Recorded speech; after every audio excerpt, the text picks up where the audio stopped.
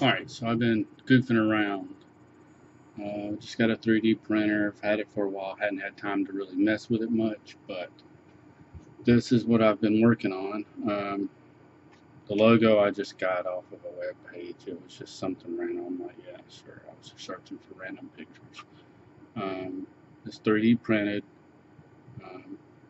This is where it sets on the back of the platform where it prints. So it looks a little different.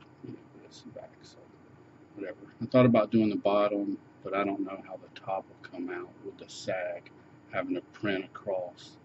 All that would be hanging. I'd have to put a lot of support in here that I'd have to later cut out, which I'm probably going to end up doing that anyways, because I like it. I think it would come out better than that. The lid just covers, just slides off the cover. None of this is mounted right now. I've got a little, this adjusts the range. I'll actually put the right resistor in it eventually. This will switch it between battery voltage and the output voltage. It's not mounted yet, so it's just kind of sticking in there. But the hole's already the right size. Right now I just have it for, I think, a 12 millimeter button. 16 millimeter would be hard to change. So it would print out. Let's see.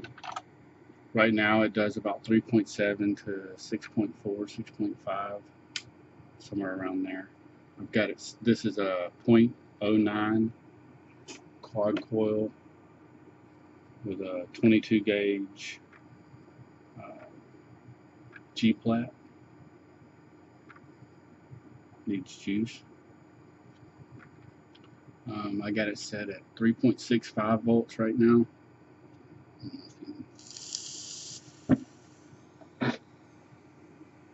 Like I said, it's dry. Didn't take long for it to get hot there, did it?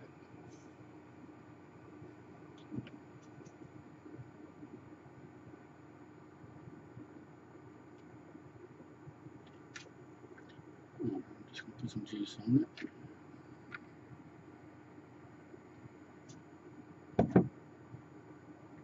.65. I got to replace this screen. The last digit is really dark. I don't know if you noticed that. Just it's really dark. No biggie, easy to swap out. I did make a little cover that goes over the top right there. I need to make it a little thinner so that the lights show through a little bit better.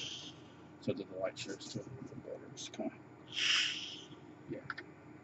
In direct sunlight, I tested it in direct sunlight, you can barely read it.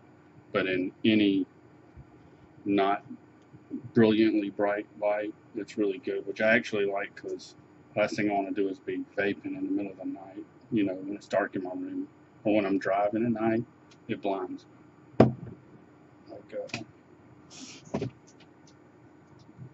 Like this fella. It's really bright. Alright. Now, I really don't want to hit this at this power. 0.09 at 5.65, I believe it was. Let me check.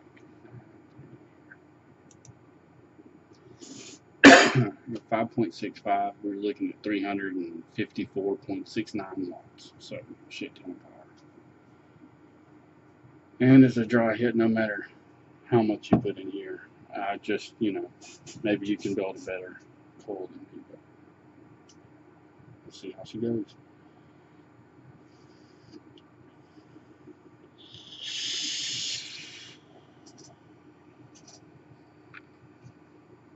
Oh, so rough.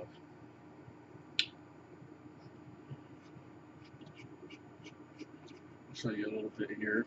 It has a solid, it says 5.8, but under load it's only doing about 5.65.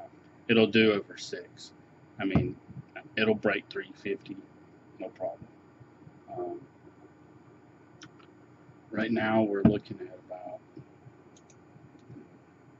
this little I wanted to show you this. You see the pin down in there? It's a solid